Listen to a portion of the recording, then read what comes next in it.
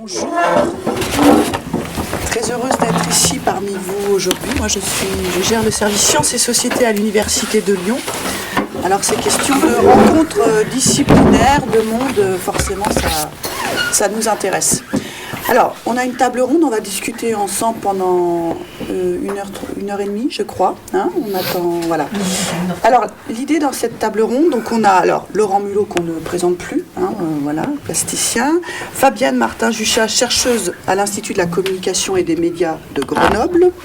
Nous attendons Anne Courel, qui est l'ex, entre guillemets, directrice du théâtre Théo Argence de Saint-Priest et qui est la responsable de la compagnie Aragne qui va arriver, qui est sur le point d'arriver, elle vient de me passer un coup de téléphone. Et puis Clémence Pornon, qui fait plein de choses dans la médiation culturelle, mais qui aujourd'hui va nous parler précisément de Muséomix. Alors cette table ronde, l'idée est de discuter, de planter un petit peu de décor, de vous mettre dans l'ambiance d'une résidence art-science. Ça veut dire quoi? Un travail collaboratif, mélange des disciplines, comment organiser la rencontre. Voilà, l'intitulé de la table ronde, vous l'avez vu, il est très beau, 1 + 1 = 1, quand la pluralité s'exprime. Donc on va, avec nos intervenants, revenir sur des exemples de collaboration comme ça, de rencontres, de ce processus-là. Dans un premier temps, chacun d'entre eux va raconter un petit peu des expériences, avec en quoi ces rencontres de disciplines, de points de vue ont porté leurs fruits, ou au contraire ont pu être mises en difficulté. Et puis après, on aura un second temps d'une discussion plus générale sur la question art-science. Quelle opportunité, qu'est-ce que ça veut dire derrière cette tendance-là qui est de plus en plus affichée. Donc je vais tout de suite passer la parole à Clémence Pornon qui va nous raconter l'expérience de Muséomix. Merci. Donc bonjour à tous. Donc je m'appelle Clémence et je suis guide de formation. J'ai monté une entreprise il y a 2 ans pour faire des visites insolites à Lyon et je fais partie aussi de l'association Muséomix Rhône-Alpes et donc de l'organisation de cet événement. Donc Muséomix, c'est un événement qui se passe sur un week-end qui a commencé en 2011. Ça se passe une fois par an autour du 11 novembre.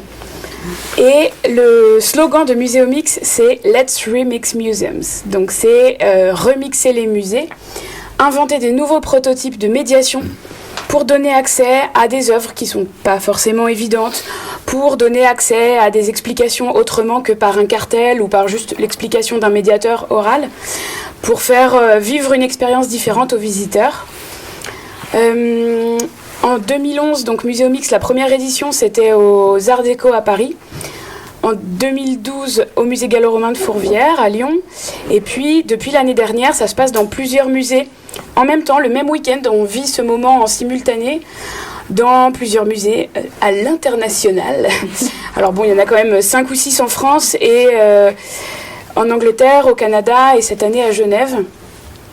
Et donc cette année, pour la région Rhône-Alpes, on est au musée d'art et d'industrie de Saint-Étienne. Alors le principe de Muséomix, c'est pendant 3 jours, on va réunir dans un musée différents profils et il va falloir constituer des équipes, chaque équipe étant constituée de 1 personne de chaque profil. Ces équipes choisissent une œuvre, ou plutôt se rassemblent, c'est des personnalités qui se rassemblent autour d'un projet commun et pendant 3 jours bosser à fond pour pouvoir produire un prototype de médiation. Donc on commence le vendredi matin et on termine le dimanche à 16h. Il faut que le dimanche à 16h, les prototypes de médiation soient en marche pour accueillir le public dans le musée.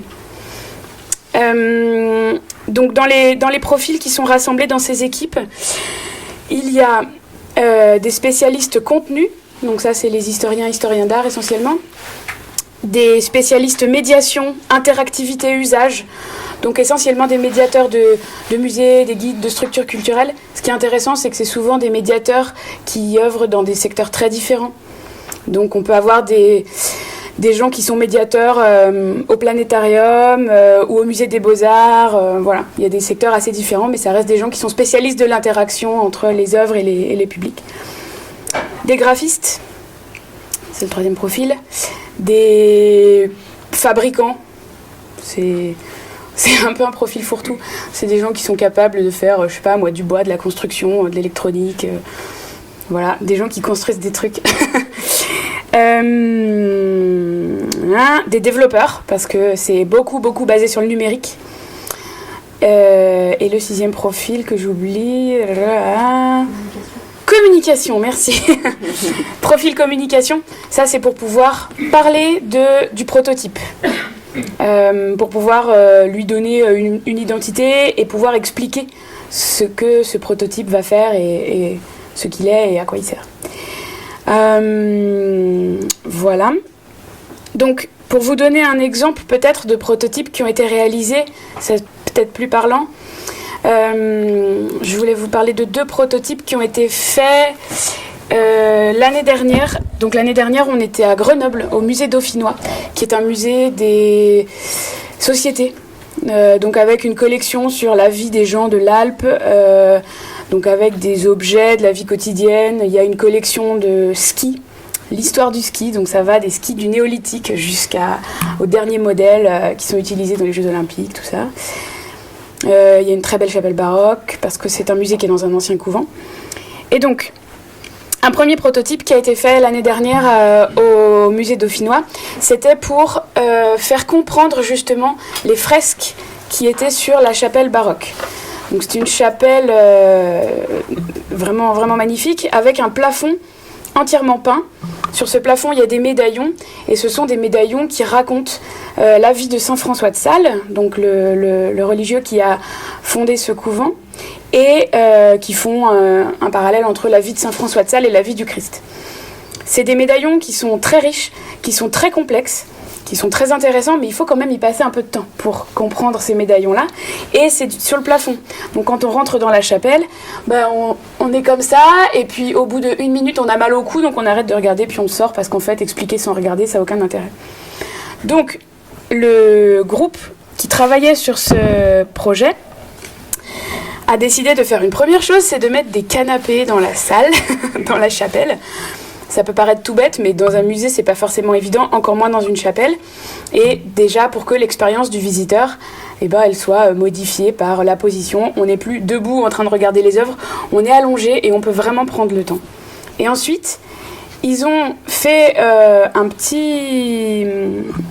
Ils ont commencé par faire un mapping du plafond, et en isolant les différents médaillons. Et ils ont reproduit ce plan-là sur une petite application iPad. Et donc, quand le visiteur s'installe sur les canapés, il s'allonge, il a son iPad dans la main, et il peut cliquer sur les différents médaillons du plafond. Quand il clique, ça fait, y a un petit éclairage, il y a juste le médaillon dont il est question qui s'éclaire, et il y a des petits haut-parleurs qui sont cachés sous les coussins. Et là, on entend la voix de Saint François de Sales lui-même, que nous avons enregistré bien sûr, au XVIIe siècle, et qui raconte... Alors Saint François de Sales, il se trouve que c'était un petit rigolo, c'était un religieux, mais il avait beaucoup d'humour, et donc il a écrit plein de textes, il a laissé plein de traces, et donc l'équipe a repris des textes de Saint François de Sales, et les ont enregistrés. Et donc... Quand on est visiteur dans cette chapelle, on s'allonge sur le canapé, on clique sur les médaillons qui nous intéressent et on entend Saint François de Sales qui nous explique ce qu'il a voulu dire avec ses médaillons et qui fait des petites blagues, et c'est super. C'est léger, c'est en même temps très complet, et c'est assez simple, c'est un dispositif qui est assez simple. Donc ça, c'est un premier prototype. Ça, c'est l'année dernière à Grenoble, c'est vraiment le prototype qui a le mieux marché, c'est une équipe qui a hyper bien fonctionné, ça a été en place tout de suite.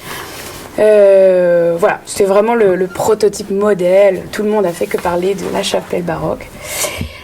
Il y a un autre prototype dont je voulais vous parler qui a bien marché, mais là l'équipe n'a pas pu aller au bout de ce qu'elle avait envie de faire. Ils ont dû s'arrêter un petit peu avant, parce que mine de rien on n'a que 3 jours. Donc même si on avait eu une nuit blanche, on avait le droit de rester travailler toute la nuit au musée, ça n'a pas suffi.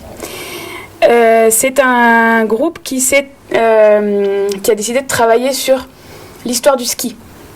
Donc cette salle avec tous les skis depuis le néolithique jusqu'à aujourd'hui. Et ce qu'ils ont voulu faire, donc en gros, pour imaginer, c'est une salle de musée, c'est une salle blanche avec plein de paires de skis exposées partout. Et voilà. Et à côté de chaque paire de skis, vous avez un petit cartel qui vous dit, alors ça, c'est un ski qui date de telle époque et qui sert à ça. Et donc, ce qu'ils ont voulu faire, eux, ça a été de mettre le visiteur, de faire vivre au visiteur une expérience complète, comme s'il avait chaussé ses skis. Donc, pour ça, ils ont construit une petite cabine. Et à côté de la cabine, il y avait un rack avec 4 paires de bâtons. Donc, l'expérience utilisateur, en gros, c'est on arrive, on prend une paire de bâtons, on s'installe dans la petite cabine. Par terre, il y a 2 petits flocons qui sont matérialisés pour savoir où on doit poser les bâtons. Il y a une petite puce RFID sous les bâtons, et quand on pose les bâtons, ça enclenche à la fois une vidéo en face et à la fois une projection par terre. Donc la projection par terre, c'est la projection des skis qu'on a chaussés. Donc soit les skis du néolithique, soit le dernier dernier modèle de ski. Je cherche un nom de marque, mais j'en ai aucune en tête, j'y connais rien. Et donc il y a une vidéo qui s'enclenche et on est automatiquement projeté dans une ambiance. Donc soit en plein dans le néolithique, en pleine chasse aux cerfs, soit en pleine course pour les Jeux Olympiques. Et donc là, pour eux, ça a été assez compliqué de se mettre d'accord, parce qu'il y en a qui voulaient vraiment aller au bout de l'expérience et carrément fermer la cabine, essayer de mettre des ventilateurs pour faire de l'air, essayer de faire en sorte de remplacer de reproduire le froid, de mettre du son beaucoup plus immersif. Ils ont vraiment cherché à aller aussi loin que possible. Et ils ont pas eu le temps, donc au final il y avait qu'une vidéo, mais c'était quand même assez prenant, quoi. C'était assez pour certaines vidéos ça marchait plutôt bien. Ils n'ont pas réussi à trouver des vidéos du néolithique, donc ils ont remplacé par un truc approximatif, mais bon, ça marchait quand même pas trop mal. Voilà pour les exemples de Muséomix. Donc ce qui est intéressant vraiment dans Muséomix, c'est que ça permet de rassembler des gens qui n'ont pas du tout l'habitude de travailler ensemble. Quand on est dans le milieu des musées, quand on est conférencier, quand on est médiateur, on n'a pas forcément l'habitude de travailler avec des gens du numérique. Quand les développeurs nous parlent, on ne comprend rien. Et ça fait peur, donc on préfère s'en éloigner. Et là, du coup, ça va vraiment obliger les gens à fonctionner ensemble. Et c'est des projets pour lesquels on a obligatoirement besoin de chacune des compétences qui est rassemblée ici. Donc ça oblige vraiment tout le monde à rentrer en communication. Et c'est pas évident parce qu'on a tous des modes de communication très différents selon les milieux desquels on vient. Et là, on n'a pas le choix parce qu'on a 3 jours, c'est hyper serré comme timing. Et il faut que ça carbure, quoi. Il faut que ça avance pour que le proto soit en place à 16h le dimanche. Donc on a vraiment un très très gros effort de communication. Et en même temps, c'est extrêmement stimulant évidemment, puisque quand on n'a pas l'habitude de travailler avec des graphistes et des vidéastes et des gens du web, du coup on a l'impression qu'on a des possibilités à l'infini et on découvre tout un tas de choses, on découvre des robots, des trucs comme ça, c'est génial. Donc voilà, ça c'est vraiment ce qui fait la belle expérience de Muséomix.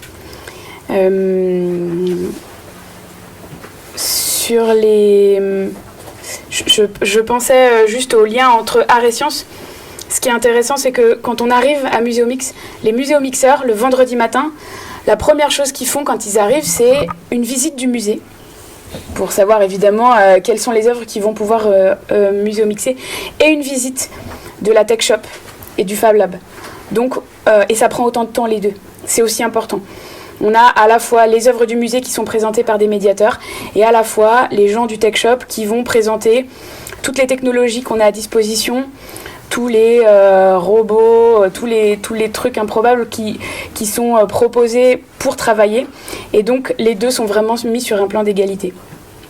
Le risque qu'il pourrait y avoir dans un projet comme ça, c'est que dans certains cas, il y ait une personne qui prenne un peu le pouvoir sur l'équipe et qu'on se retrouve avec un projet qui serait de la techno pour de la techno. Mais le fait qu'il y ait quand même une personne de chaque profil qui soit représentée dans les équipes, ça permet de garder cet équilibre-là. C'est vraiment, nous, dans l'organisation, notre plus grand souci, quand on prépare le moment où les équipes vont se constituer, c'est qu'il n'y ait pas une personne qui prenne le dessus pour être sûr que toutes les compétences sont représentées à égalité. De toute façon, il y a forcément quelqu'un qui est plus ou moins le leader dans un groupe, mais ce qu'on essaye d'éviter, c'est que quelqu'un arrive avec son idée déjà toute faite.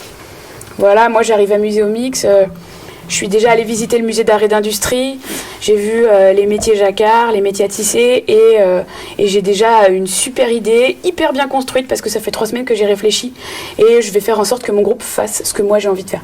Et c'est pas du tout ça le principe de Muséomix, c'est vraiment que tout le monde arrive avec sa connaissance, son envie de faire quelque chose dans ce musée-là, et d'essayer de construire vraiment un projet ensemble, et pas qu'il y ait déjà un projet construit et que les autres se rajoutent seulement à ce projet-là.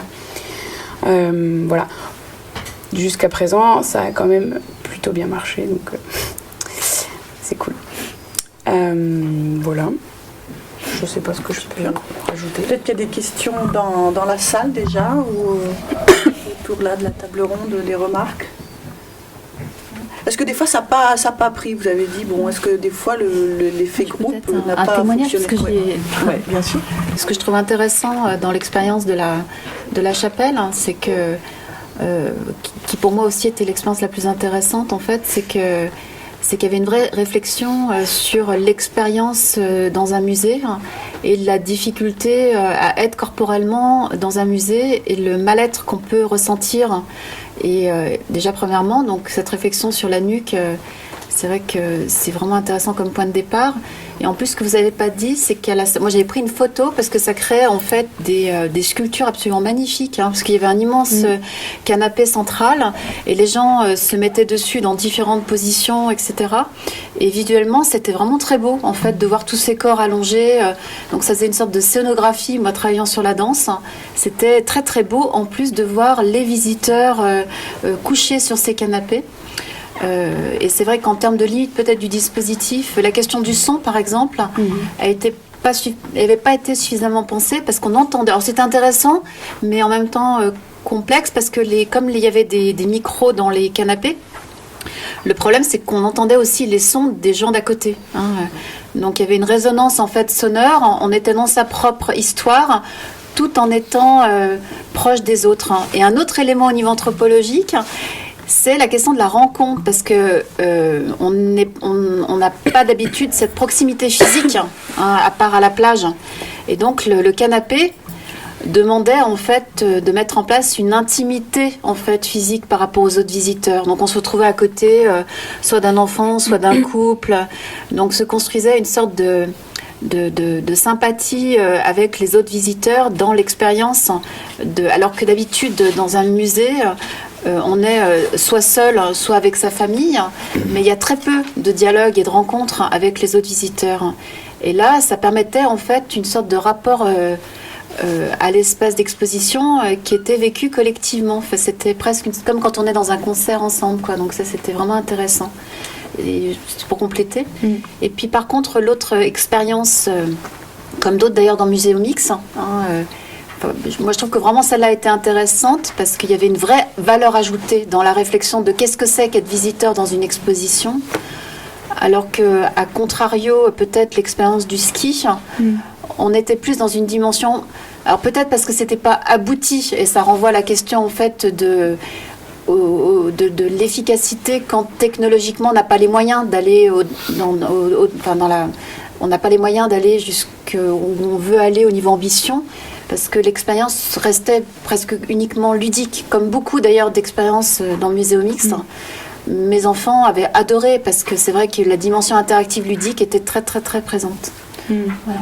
Enfin, moi, je reste très dubitatif quant au ski chez les néolithiques en train de chasser le cerf. J'aurais bien voulu voir ça, mais ce partage-là face aux œuvres, je ne sais pas si certains d'entre vous ont déjà vu une œuvre de Pipilutti Rist, qui est une artiste vidéaste, elle avait fait une installation d'une pièce où il y avait un écran qui diffusait des séries vidéo dont elle était l'auteur, un canapé plutôt géant sur lequel on était assis de manière un peu, pour les adultes, de manière un peu infantile, puisque on s'en retrouvait les pieds un peu dans le vide, et il y avait une grosse télécommande. Et la pièce est ouverte au public, évidemment. Et donc, les visiteurs se retrouvaient assis sur ce canapé avec cette grosse télécommande et en fait, à zapper ou non avec des gens, avec des inconnus. Et une pratique qui est généralement dans la sphère privée et qui là se retrouvait dans le... Et ça induisait des relations, des rapports conflictuels parfois entre les visiteurs, ou parfois d'amusement, etc. Mais ça faisait basculer dans... Voilà. Donc là, c'était inclus directement dans l'œuvre. Je le dis à dessein pour voilà, commencer à s'agiter le cerveau, mais voilà, c'est assez... Il y aurait plein de choses à dire effectivement sur ces expériences comme ça, de visite sur le corps, on va y revenir bien sûr. Clément, juste, est-ce que vous auriez un conseil à donner à aux étudiants ici pour que justement cette résidence-là, voilà, les choses s'opèrent, est-ce que vous auriez un ou deux conseils à leur donner?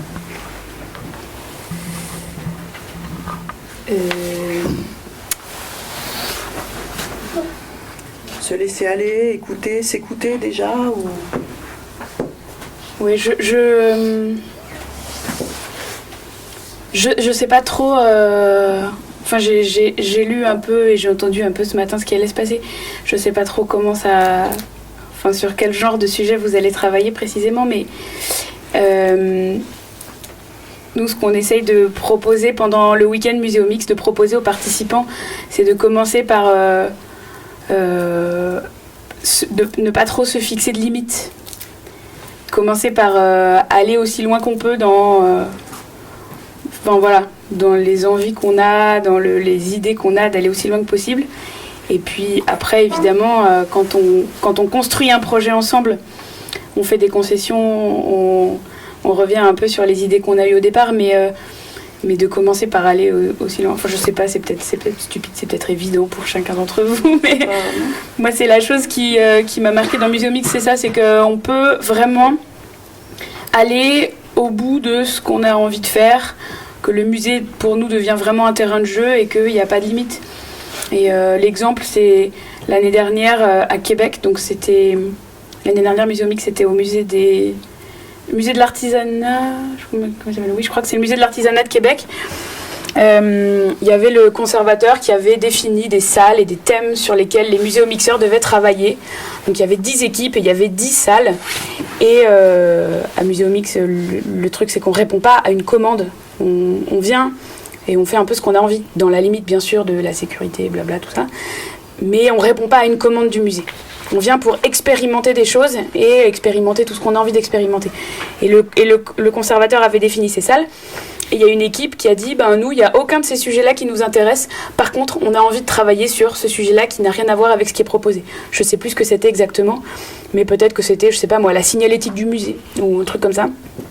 Et le conservateur avait dit, non, on avait défini des choses à l'avance, il faut respecter ça. Et Muséo Mix a poussé l'équipe dissidente à faire ce qu'ils avaient envie de faire en disant, si vous avez vu quelque chose là et que vous avez envie d'y aller, allez au bout. Et voilà, ça plutôt que de se mettre sur un autre sujet imposé. Voilà, ça peut paraître évident, mais je trouve que c'est important de se rappeler. Dans ce genre de projet-là, où on a des compétences différentes, on a une vraie émulation qui se passe, de pas trop se limiter, quoi. Très bien, merci. Bon, vous avez entendu, pas de limite, donc bon, je vais pas... On va demander à Anne Courel qui est arrivée, on est très heureux de l'accueillir, de s'installer, qui va prendre... Je vais passer tout de suite la parole à Fabienne, qui alors elle a un point de vue, voilà, elle est dans l'action, mais dans l'observation, elle a un point de vue chercheur. Donc quelles sont des actions arts et sciences qu'elle a pu mettre en œuvre et quel est son point de vue de chercheur sur la question. Bonjour à tous, donc Fabienne Martin-Juchat, je suis professeure d'université à l'Institut de la communication et des médias qui est à Grenoble et qui dépend de l'université Grenoble 3. Donc je suis anthropologue du mouvement, donc moi mon domaine de recherche depuis maintenant plus de 20 ans, c'est d'interroger la manière dont les espaces sociaux, les dispositifs, qu'ils soient physiques, architecturaux, mais également numériques, médiatiques, construisent nos mouvements. Nos mouvements à la fois individuels et collectifs, sachant que la notion de mouvement, c'est non seulement du mouvement physique, mais derrière les mouvements physiques, c'est évidemment des mouvements psychiques, cognitifs, des cultures à penser, et donc la question aussi pour moi, étant en termes de personnalité quelqu'un d'assez hybride, j'ai toujours été à l'interface de différents mondes sociaux, et d'ailleurs je crois que c'est même une sorte de posture personnelle, parce que je crois que la question de l'inter, c'est là où c'est souvent dans l'interface et dans l'inter que peut non seulement se construire du dialogue, mais également que se génère de l'innovation. C'est d'ailleurs pour ça que vous êtes ici, je pense. On partage tous ceux qui sont à l'origine de projets inter, que c'est dans l'inter que peut émerger de la créativité. Donc, et moi, en tant que chercheur, c'est partie de ma posture. Donc j'ai un parcours un peu atypique qui fait que j'ai toujours été à la fois chercheur, formateur, expert, faisant des projets de recherche-action. Donc ça, c'est une de mes caractéristiques. Et c'est vrai que travaillant sur la question de comment on fait du mouvement collectif, donc un projet, c'est un mouvement collectif, et comment générer de l'innovation dans les mouvements collectifs, très vite, évidemment, la question des artistes s'est posée à moi en termes de coopération. Mais d'abord, ça a été des rencontres, et c'est à partir de rencontres que j'ai construit des coopérations avec des artistes, quoi. C'était pas nécessairement au départ une volonté de faire de l'art-science, quoi. Ça s'est imposé quelque part à moi. Donc c'est vrai que je vais me centrer sur un projet, mais c'est vrai que des types d'exemples de coopération art-science. Donc ça a été déjà dans un premier temps, en fait, directement un projet de coopération qui a donné lieu à une écriture coopérative d'ailleurs, pour expliquer ce que c'est que l'art-science. Donc on a coécrit un article sur la Biennale Art-Science de Grenoble, qui est porté par l'Hexagone, qui est la scène nationale de Mélan. Donc c'était déjà d'expliquer dans le cadre de cet article. Alors là, c'était plutôt une réflexion, l'intérêt de la coopération entre chercheurs et acteurs, là pour le coup institutionnels. C'était en fait, moi d'un côté, de mon côté de chercheur, j'avais besoin de comprendre en fait de l'intérieur comment mener aujourd'hui politiquement un projet art-science. Et du côté en fait de la structure, c'était en fait on était sur je crois que c'est une des premières conditions du succès d'une rencontre, c'est que chacun y trouve un intérêt en fait à la coopération. Donc moi en tant que chercheur, je me suis rendu compte que si j'avais pas coécrit vraiment cet article, je serais passée à côté en fait d'une compréhension fine de ce qu'essaye de faire la Biennale Art-Sciences de Grenoble. Et de l'autre côté, la structure, souvent eux ils manquent de temps en fait pour écrire. Et donc, l'idée, c'était de travailler ensemble pour que moi, je puisse trouver les mots sur ce qu'ils font. Et c'est comme ça qu'on s'est entendu, en fait. L'intérêt est assez clairement partagé. Une autre expérience, en fait, est là plus par rapport à mes thématiques de recherche, puisque je travaille sur la question du rapport entre corps et espaces sociaux.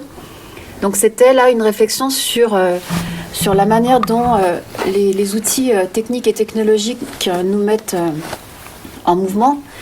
Et c'est vrai qu'il y a tout un domaine en fait de l'innovation qui réfléchit en termes d'usages et de pratiques émergentes liées au développement de nouvelles applications en particulier par exemple dans le domaine de la domotique, tout ce qui est l'intelligence en fait des lieux.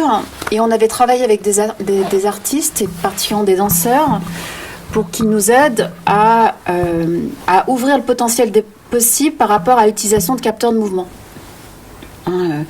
Donc là, l'intérêt de la coopération avec des danseurs, c'était que la singularité en fait d'un danseur, c'est qu'il a une capacité excessivement fine à pouvoir mettre des mots sur ce qui se passe au niveau sensoriel. Donc du coup, par rapport à l'utilisation d'une nouvelle technologie, ils avaient dans le dialogue, on arrivait à leur faire exprimer et expliciter des phénomènes que la plupart des individus n'ont pas conscience en fait, de l'infra-interactionnel, avec une finesse d'attention sur des modalités sensorielles, au niveau du toucher, de l'olfactif, de l'auditif. Donc dans la coopération là évidemment c'était ultra fructueux parce que moi travaillant sur la manière dont un espace se nous met en mouvement, moi je travaille évidemment sur des méthodologies en fait pour mettre en évidence ce qui se passe en termes de modalités sensorielles. Et là, les danseurs nous permettaient de trouver des mots et voire même ils ont des protocoles de déconstruction excessivement précis de leurs propres mouvements quand ils sont dans de la création. Donc là, c'était vraiment passionnant. Puis là aussi, ça donnait lieu à un article. Donc les 2 premiers articles, vous les trouverez facilement sur Internet en fait. Si vous tapez mon nom, vous les retrouverez. Celui sur les capteurs de mouvement et celui sur l'art science. Un autre domaine aussi de coopération avec des artistes, moi travaillant sur la question du non-verbal, sur la communication en particulier émotionnelle et corporelle, la difficulté en termes de langage, c'est d'arriver à trouver les mots, en termes même à trouver les mots, trouver les argumentations, faire passer des idées dans un univers quand même scientifique qui est massivement positiviste et cognitiviste. Donc on est de l'ordre en fait là presque de la dialectique épistémologique, de la défense d'idées. Et derrière des idées, il y a des épistémés, des manières de voir le monde, de se représenter le monde, etc. Et c'est vrai que sur la question en fait de la cognition, moi, j'essaie de défendre une posture épistémologique de cognition incarnée, qui fait que la manière dont on est physiquement dans des lieux automatiquement conditionne nos mouvements psychiques, cognitifs et affectifs. Donc là, je le défends théoriquement. Mais évidemment, cette affirmation théorique, elle est loin d'être partagée scientifiquement. Et la difficulté, c'est de construire les conditions du dialogue, en fait, de la rencontre, quoi. Et là, l'intérêt en fait de travailler avec des artistes, c'est que je développe des conférences dansées. C'est-à-dire, c'est d'être sur des performances qui mettent directement en acte des réflexions intellectuelles. En fait, entre parenthèses, du coup, ça signifie de faire ressentir et vivre ce que j'essaye de dire intellectuellement. D'autant plus que nous, on a toujours un défaut, nous.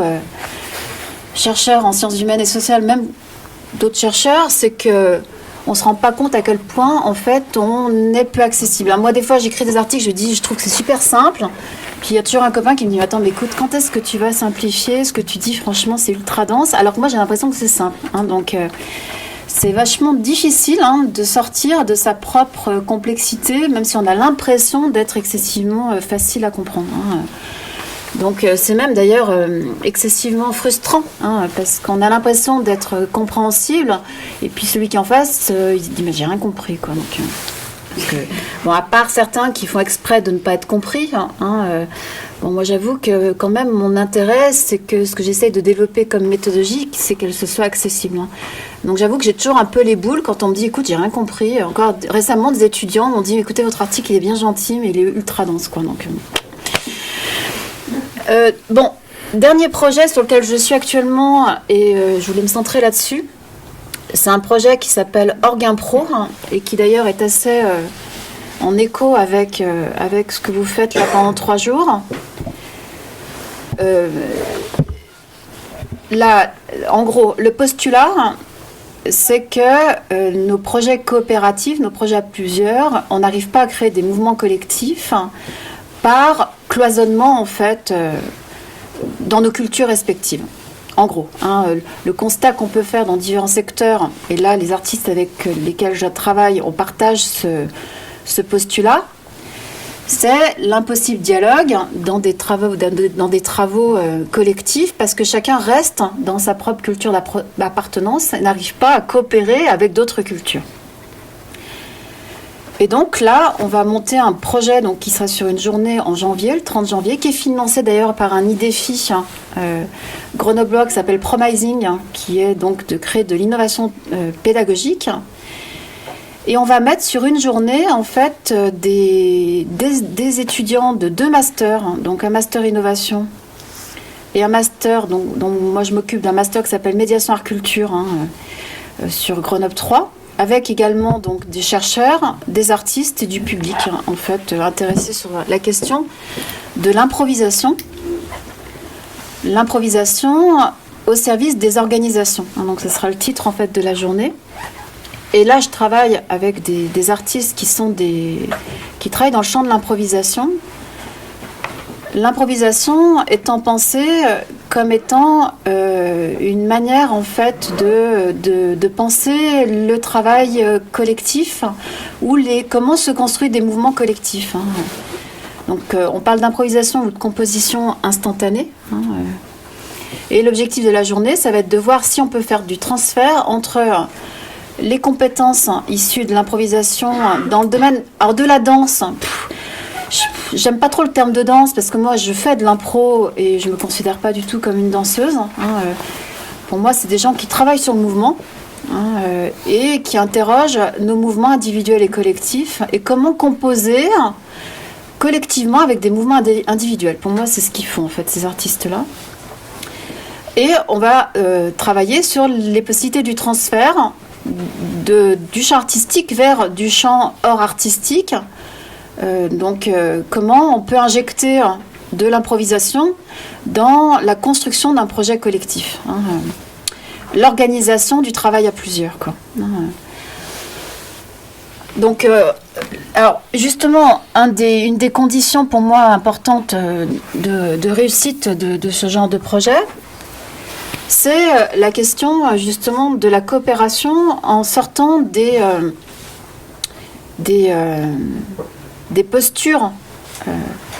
C'est-à-dire, on va construire une équipe de conception, artistes et chercheurs, on va être 4, et il est évident qu'en fait, dans cette conception à 4, personne ne va dire, là, à ce moment-là, je parle en tant qu'artiste et moi, je parle en tant que chercheur.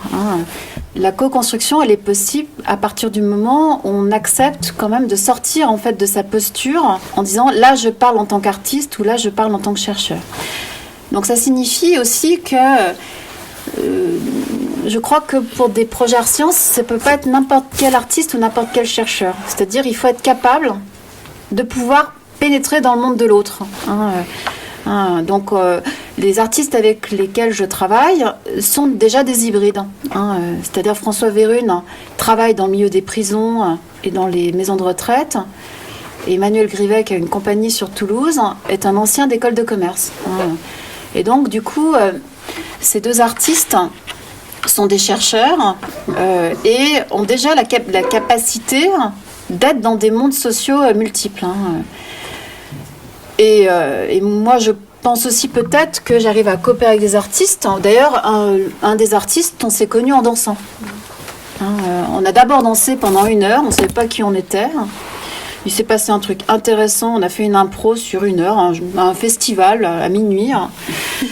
Et puis, 2 jours après, on s'est retrouvés par hasard. Et puis, on s'est mis à discuter. Et on s'est rendu compte qu'en fait, on cherchait la même chose. Lui, en tant qu'artiste, et moi, en tant que chercheuse. Lui, il interroge la question des mouvements. Mais au début, on s'est rencontrés. Et nous, d'ailleurs, notre équipe de conception, on va passer une journée où on va improviser ensemble. Il nous semble important et nécessaire d'expérimenter et donc de travailler corporellement ensemble. Ça nous semble inévitable. Donc la capacité à pouvoir partager le monde de l'autre, hein, ou en tout cas faire l'effort de se décentrer, hein, pour aller dans le monde de l'autre. En tout cas, moi, dans mon domaine de recherche et avec les artistes avec lesquels je coopère, ça me semble un peu inévitable, même si à chaque fois, ça révèle nos singularités. Hein. C'est vrai que, parce que la question de l'hybridation, elle peut amener aussi à une sorte d'entre-deux qui fait qu'on est un peu tout, mais on n'est plus rien. Et je crois que l'importance, en fait, aussi ça fonctionne si au final, à partir du moment où même si on essaye au départ d'aller dans le monde de l'autre, la rencontre révèle nos singularités. Parce que si on devient une sorte de magma où tout le monde est tout, il se passe rien en fait dans la rencontre. Donc ça me semble aussi important de le dire. La question des rapports de pouvoir aussi, elle est très très importante. Ça a été précédemment signifié. Je pensais que vous alliez insister sur ça. C'est-à-dire que ce que je trouve intéressant dans la coopération avec des artistes qui travaillent sur l'improvisation, c'est que je crois que ce qui pêche aujourd'hui beaucoup dans la construction de l'interdisciplinarité ou de l'inter, c'est le besoin systématique de vouloir faire en sorte que dans un projet collectif, il y ait ma parole individuelle qui s'exprime en fait. La peur en fait à un moment donné que je ne puisse pas m'exprimer. Et ce qui est intéressant dans le travail avec des artistes de l'impro, par exemple, c'est d'accepter à un moment donné qu'il va se passer quelque chose de collectif qui m'échappe moi-même. C'est-à-dire, et à un moment donné, c'est se confronter à sa propre vacuité. Parce que ça demande, en fait, à un moment donné, d'abandonner l'idée que il faut absolument que ma parole, ma personnalité s'exprime. Et il peut se faire des choses malgré vous. Et le collectif peut aller au-delà de vous-même, en fait. Et c'est vrai que, paradoxalement, et là, moi, je parle en tant que pédagogue, nous sommes fautifs. Nous sommes vraiment fautifs au niveau éducatif. Parce que c'est vrai que vous êtes tous persuadés ici qu'il faut absolument qu'on puisse, pour des questions de légitimité, vous pensez qu'il faut absolument vous donner comme règle, je dois montrer que je vais apporter quelque chose en fait dans le collectif. Alors que le laisser vivre, le laisser faire, s'abandonner à en fait, et accepter l'idée que ça se fasse malgré nous, sans qu'on se rende compte que ça se fait, c'est des fois vraiment intéressant au niveau collectif. C'est une sorte de mise en abîme qui est assez passionnante. Et c'est vrai que ça contre-courant de nos habitudes en fait de coopération, parce que tout le système éducatif, il est basé sur la nécessité de dire oui, mais moi, j'amène ça et si je ne le fais pas, évidemment, je risque d'être occulté et dans des logiques d'évaluation de notes. Il faut absolument que je puisse dire ça, c'est moi qui ai apporté ça en termes de briques dans le collectif. Donc après, ça pose la question évidemment de l'évaluation collective, d'abandonner la question de la singularité ou de l'individualité dans l'évaluation. Et là, on tombe sur des choses quand même qui sont ultra fortes. Parce que j'avais eu tout un débat, en fait, même avec des étudiants qui revendiquaient le fait de vouloir être évalué individuellement. En disant, oui, mais moi, je veux savoir ce que je vaux dans un groupe. Donc, la volonté de se dire, et moi, dans tout ça, qui je suis dans le groupe, quoi. Donc, il y a la question de la défense de l'identité, quoi. Alors, je voudrais aussi insister sur un point important dans le travail art-science, c'est la question des contraintes temporelles et financières.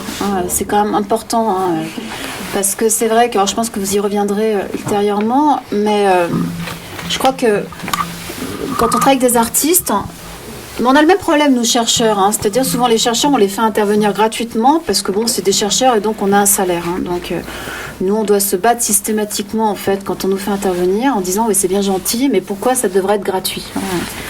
Et même chose, une des contraintes quand même quand on travaille avec des artistes, c'est qu'il faut qu'on trouve de l'argent pour ces artistes. Parce qu'un artiste, il n'a pas de salaire, et donc tout le temps qu'il dépense, évidemment, c'est du temps perdu pour lui. Donc la question en fait de trouver les moyens en fait de faire travailler des artistes, c'est pas une faible question. Donc moi je fais attention en fait quand je travaille avec des artistes de les payer en fait, parce que ça me semble très très important.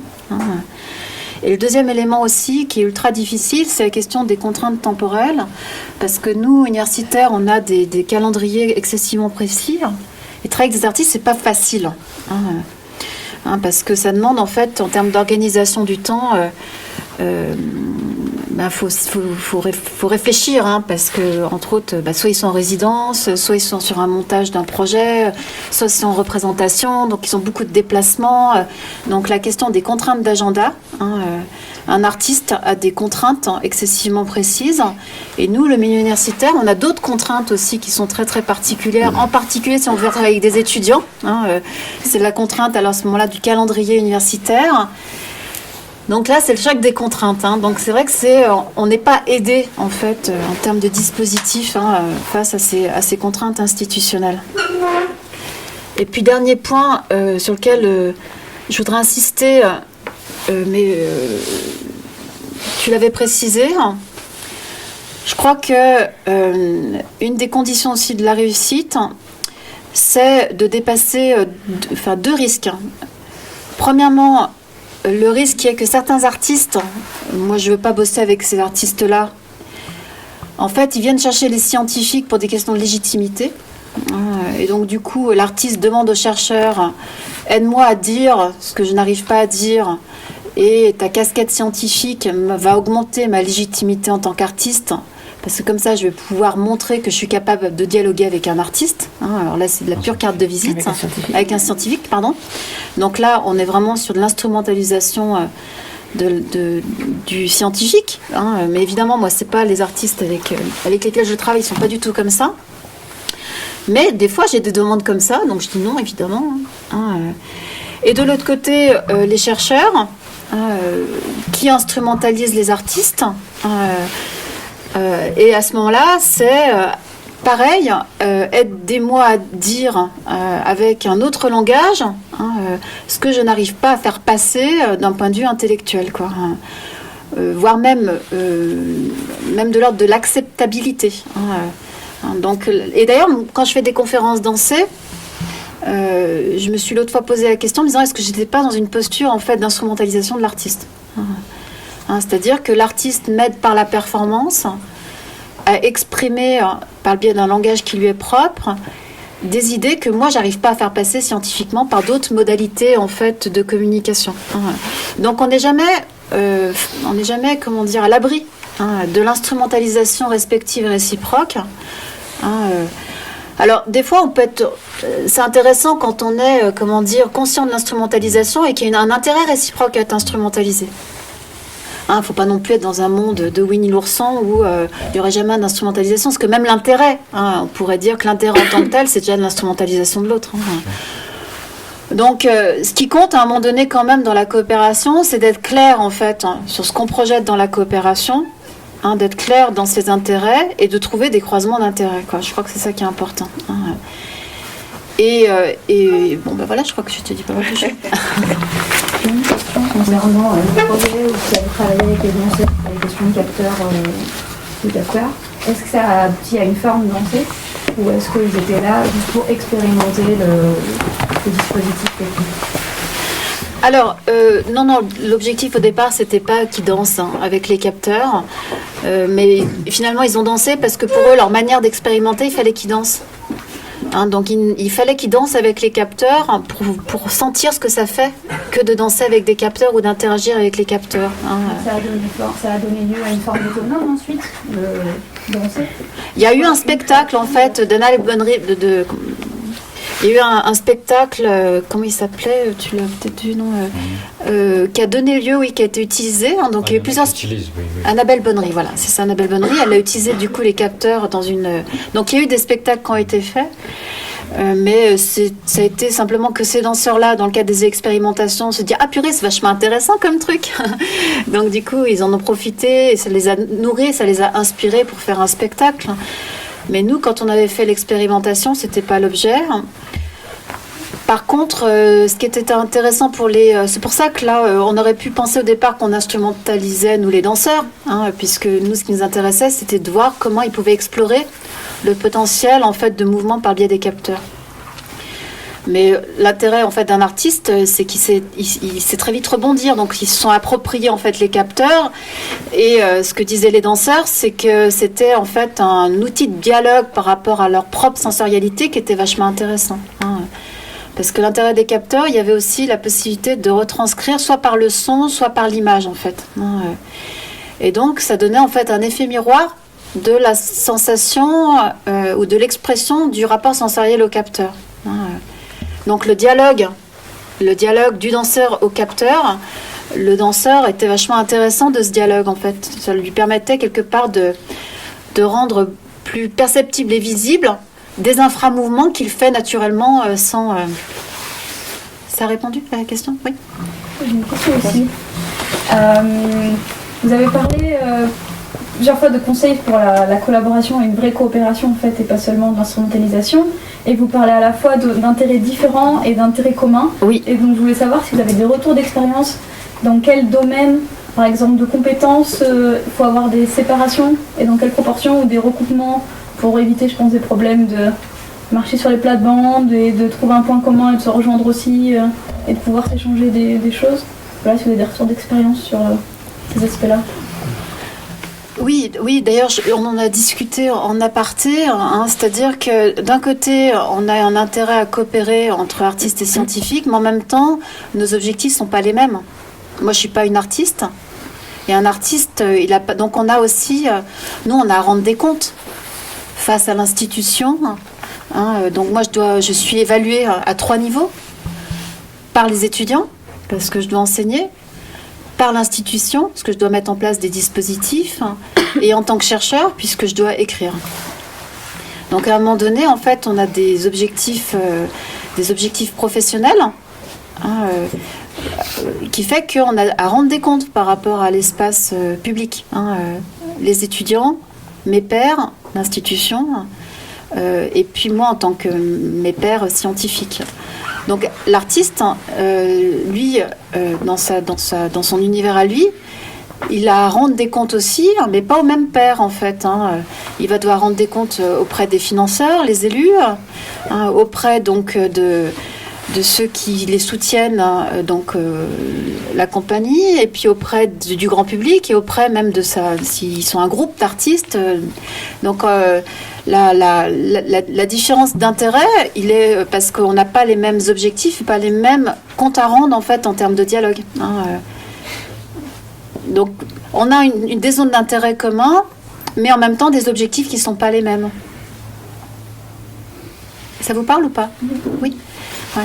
Mais on a plus, je pense que dans les projets à plusieurs, c'est pas les différences d'intérêt qui sont à l'origine des difficultés.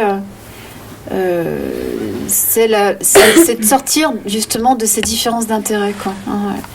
C'est-à-dire que je crois que c'est... Et alors peut-être aussi parce que, par exemple, nous, ce qu'on va bosser en janvier, c'est que le singulier ne s'oppose pas au collectif. Hein, c'est-à-dire qu'on a une vision épistémologique qui est que soit je suis dans la construction d'un collectif où doivent s'exprimer les singularités, soit je suis au projet d'un collectif et les singularités ne peuvent pas s'exprimer. Et l'enjeu, en fait, de la coopération interdisciplinaire, c'est d'arriver à construire du collectif qui laisse s'exprimer de la singularité, quoi, sans opposer les deux, en fait.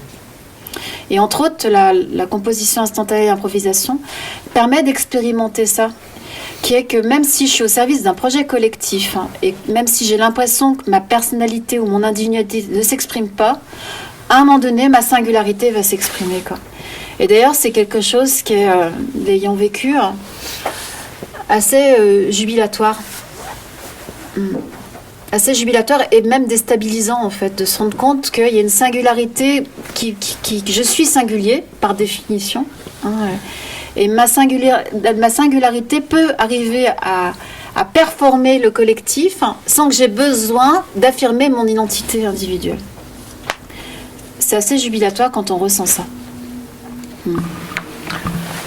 On va prévoir une résidence de plusieurs jours pour penser à tout ça, parce que je te confirme, Fabien, ton propos est très dense, mais tu poses bien le décor de tout ça. Non, mais c'est très bien, mais c'est pas un défaut. Hein. Voilà, donc vous avez entendu le langage, la rencontre, la coopération, l'épistémologie, l'innovation, le transfert, l'improvisation, l'hybridation, etc. Donc là, ça va être vos mots-clés de ces 3 jours à venir. Là. Est-ce qu'il y a d'autres réactions, d'autres remarques par rapport aux propos de Fabienne ? Oui.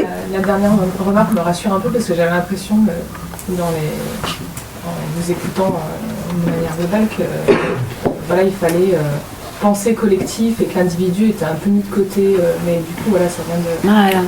Parce que c'est vrai que dans l'improvisation, je connais un peu tout ce qui est improvisation vocale, et c'est vrai que on est obligé de s'écouter et des fois la prise de pouvoir dans le groupe, elle est nécessaire parce qu'elle donne une impulsion et du coup... là faut que je réponde. Ouais. Oui, alors je pense que ce que j'aime beaucoup dans l'impro, c'est que souvent on se rend compte qu'on mélange pouvoir et leadership. C'est-à-dire qu'en fait, je dis pas il faut du leadership. Hein, s'il n'y a pas de leadership, il ne se passe rien. À un moment donné, il faut qu'il y en ait un qui fasse une impulsion. Après, on peut avoir du leadership sans être dans des rapports de pouvoir. Et ce qui est intéressant, justement, je crois, quand on est sur le travail coopératif, hein, c'est d'accepter que le leadership puisse tourner, en fait. Hein, donc, du coup, on est sur de la passation de leadership. Hein, et des zones de leadership. Hein. Et la difficulté, c'est que... Et là aussi, encore une fois, c'est nos systèmes pédagogiques qui sont déficients, c'est qu'on ne connaît pas ces zones de leadership. Hein, et on mélange leadership et prise de pouvoir, en fait. Quand quelqu'un amène quelque chose qui relève du leadership, on dit, ouais, il est en train de prendre le pouvoir. Hein, mais après, c'est la question, évidemment, de la construction d'un collectif pour permettre à ce que ce leadership puisse tourner et que des leaderships puissent progressivement s'exprimer les uns après les autres, en fait. Mais faisons pas l'amalgame. Leadership ne veut pas dire pouvoir, en fait. Très bien. Nous allons passer la parole à Anne Courel qui donc va nous rendre compte d'un travail plus sur la question de l'écriture et à travers plusieurs exemples et notamment sur un public particulier qui était avec celui des lycéens. Anne, je te passe la parole. Bonjour. Avant, je voulais peut-être rebondir sur ce qui était dit parce que quand vous parlez des artistes beaucoup, une équipe d'artistes qui est en train de construire quelque chose est par essence quelque chose de collectif. C'est parfaitement impossible de réussir un spectacle tout seul. Si là, pour l'instant, je veux mettre un spectacle et que je vous donne à chacun, on dit on va fabriquer un spectacle ensemble, c'est parfaitement impossible pour moi d'y arriver sans les autres. Et c'est à ces endroits-là. C'est-à-dire que je pense que c'est sans les autres et sans être soi et d'abord soi et avant tout soi. C'est là où c'est sur l'hybridation, peut-être qu'on n'est pas tout à fait d'accord. Enfin, en tout cas, on n'a pas la même expérience entre moi et ma voisine. Si je vais prendre un exemple simple, on décide ensemble de monter le Petit Pousset ou de monter le Chaperon Rouge. À partir du moment où il y en a quelques-uns d'entre vous qui commencent à plancher, qui vont commencer à plancher sur la manière dont on va l'éclairer, ce petit chaperon rouge, quel qu'il soit en image, qu'il soit joué, qu'il soit représenté, qu'il soit sculpté, qu'il soit quoi que ce soit. Dès lors que quelqu'un va amener des bougies ou qu'un autre va amener un système interactif de captation des lumières en fonction du passage des spectateurs, ça va donner quelque chose de différent. On ne peut pas faire la même chose avec des bougies qu'avec ce qui va être apporté comme idée. C'est-à-dire c'est son idée à soi, qui va faire qu'au bout de cette idée à soi, il y a quelque chose de très fort et très têtu qui est là. Et être têtu, ça ne veut pas dire repousser les autres, les empêcher d'exister, les empêcher de vivre, les empêcher de je ne sais pas quoi. Non, ça veut dire avoir un parti pris, ça veut dire assumer son idée. Et c'est l'assemblage de ça qui donne quelque chose de collectif. Et ce qui se fabrique, et là je rejoindrai ma voisine, ce qui se fabrique de très fort va être la chose inconsciente qui va traverser inconsciemment l'ensemble du groupe, avec des gens qui, chacun individuellement, sont extrêmement conscients de faire quelque chose de très singulier. Voilà, je ne sais pas si c'est... Je reviens à ce pourquoi je suis venue, pardon. Mais c'est mes années de mise en scène qui me font penser à ça, qui ont l'air très hiérarchisé, mais c'est pas du tout hiérarchisé. C'est très très très horizontal, la construction d'un spectacle. Essayez sans un des gens, vous verrez, ça marche pas du tout. Vous en enlevez un, ça rate. Si vous pensez ça en commençant un projet collectif, ça va vraiment changer la donne. Voilà, j'ai fini, pardon. En fait, donc là, j'interviens en tant que... J'ai été directrice d'un théâtre jusqu'à jeudi dernier, et très longtemps metteuse en scène, et pendant cette expérience de direction de théâtre, mon objectif était de faire en sorte que le plus grand nombre de gens possible puissent à un moment donné accéder à ce qui était proposé à l'intérieur de ce théâtre. Idée qui devient très très très difficile à réaliser quand on se dit que non seulement on veut qu'il y ait des gens dans un théâtre, mais en plus on voudrait qu'il y ait des gens qui ont entre 15 et 20 ans, ou 15 et 25 ans, ou entre 15 et même 35 ans. Ça devient encore plus dur. Si on imagine qu'ils viennent tout seuls, par en paquet, encadrés, avec tout un groupe de gens, et quand c'est pas dans le système scolaire et qu'il n'y a pas une dissertation à faire à la fin du spectacle. Donc on se dit, on va avoir envie qu'il y ait vraiment un public jeune dans ces théâtres-là. Donc j'ai cherché des idées, j'en ai cherché tous azimuts, j'en ai trouvé quelques-unes qui passaient par ma spécialité à moi, qui est donc l'écriture théâtrale contemporaine. Et puis j'ai observé, regardé, il y avait aussi un château dans l'équipement dont j'étais responsable. Et j'ai vu plein de papas et plein de petits garçons qui venaient à la fête de la science, et plein de gens qui venaient visiter ce château parce qu'il s'y passait quelque chose qui avait à voir avec la science. Comme si on pouvait sortir avec ses enfants quand c'est scientifique, c'était beaucoup plus difficile quand il s'agissait d'aller voir des spectacles. En tout cas, il y avait quelque chose qui me augmentait le pourcentage. C'est l'inverse de ce que je fais par ailleurs à l'endroit du genre. Il y avait tout d'un coup beaucoup de masculin dans cette histoire. Donc je me suis dit, ça c'est possible, il faut faire quelque chose à cet endroit-là. Voilà. Donc c'est un peu anecdotique comme entrée dans la question, mais c'est comme ça que ça m'a amené à une réflexion sur l'art et la science. Je suis désolée, voilà. Ça a donné donc l'idée que cette fête de la science, ça pouvait être autre chose que venir se voir un petit atelier par-ci, un petit atelier par-là, qu'on pouvait effectivement questionner puis se dire, tiens, ces scientifiques, qui sont ces gens ? Essayer de les rencontrer, de les comprendre, savoir qui ils sont. C'est des gens qui inventent, moi aussi, les artistes aussi sont des gens qui inventent, qui imaginent, qui cherchent, et puis qui s'intéressent à ce qu'il y a derrière le mur, derrière là où on ne connaît pas. Voilà, c'est ça ce qui nous unit, c'est ça ce qui va vous unir. Il y a quelque chose là-bas derrière que personne ne connaît et qui va advenir à un moment donné. Et ça n'existe pas pour l'instant, et à un moment ça va exister. Et ça c'est le propre, c'est ce qui relie pour moi les artistes et les scientifiques. Donc j'ai continué de chercher ça, je me suis dit que ce que j'ai un petit peu évoqué tout à l'heure, c'est-à-dire le théâtre et le spectacle vivant, c'est bien, on ferait ci, on ferait ça, si comme un jeu.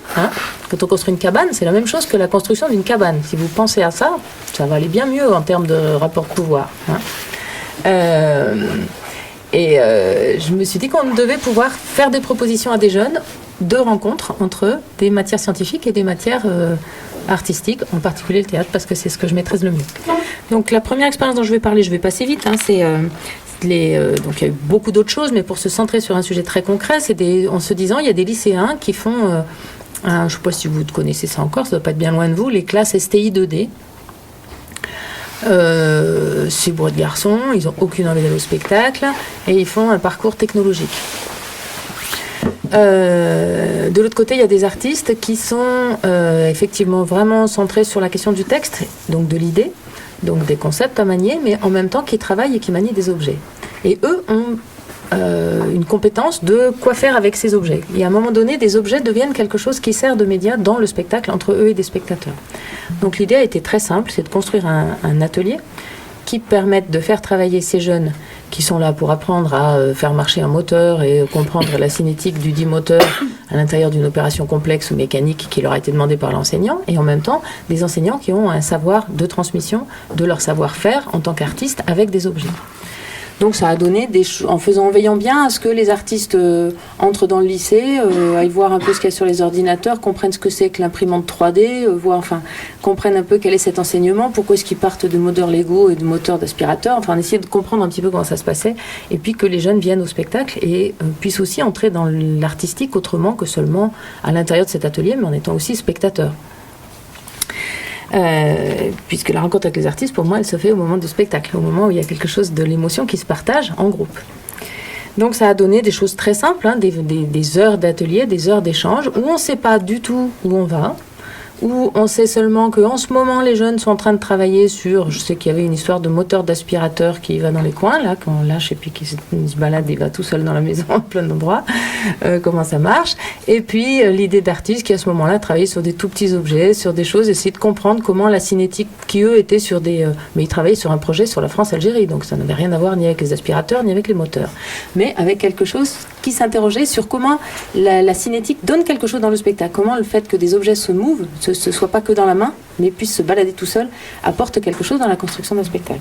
Et donc ensemble, ils ont construit des objets et décidé de fabriquer une installation. C'est pas très loin de ce que vous allez faire. C'est-à-dire qu'il n'y a pas du tout il n'est pas dit que ça va parler du ski ou je sais pas, de quelque chose, ni de la préhistoire, ni de rien.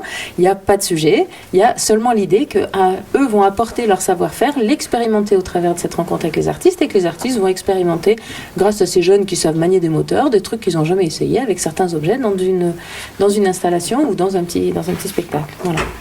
Donc, ça a donné la première année, je repense à ce que vous disiez tout à l'heure de la question des calendriers. Il y a quand même des manières de faire, c'est peut-être plus trait à la pédagogie, mais des manières de faire où il faut, alors ça il faut que ça rentre dans tel jour, à telle heure, on se voit.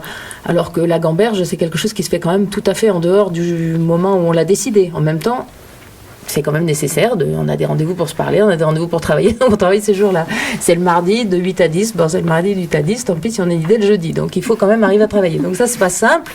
Et ça demande des aménagements dans ce type de choses si on veut vraiment que rien ne soit donné au départ et que ça puisse avancer. Donc, il a fallu faire des outils de liaison. Peut-être ça fait partie des réflexions, des outils de liaison, de comment on dépose ce sur quoi on est en train de travailler. Qu'il n'y en ait pas un qui avance à toute vitesse sur un truc, pendant que l'autre est en train d'avancer à toute vitesse de l'autre côté. Comment ça se réunit? Donc ça, peut-être, c'est des questions que vous aurez à vous poser. C'est comment vous communiquez quand même. Hein, chacun travaille dans son... Comment se relient les cerveaux, en fait. Hein. Donc il y a ça qui a pas mal patiné, je dirais, en tout cas la première année. Et puis petit à petit, ils ont trouvé des vitesses de croisière. Et donc ça a donné le plaisir pour ces jeunes. Alors ça, pour le coup, en termes de retour d'expérience, le plaisir de s'apercevoir qu'ils ont réussi à fabriquer des trucs auxquels ils ne pensaient, mais même pas 2 secondes, qui ne servent à rien, donc des choses qui servent à rien, alors là, à rien du tout. Ça raconte une histoire de temps en temps. C'est juste pour le plaisir de l'émotion que ça dégage, pour le plaisir de la sensation que ça permet de partager à plusieurs, parce que c'était des installations qu'on pouvait regarder ensemble.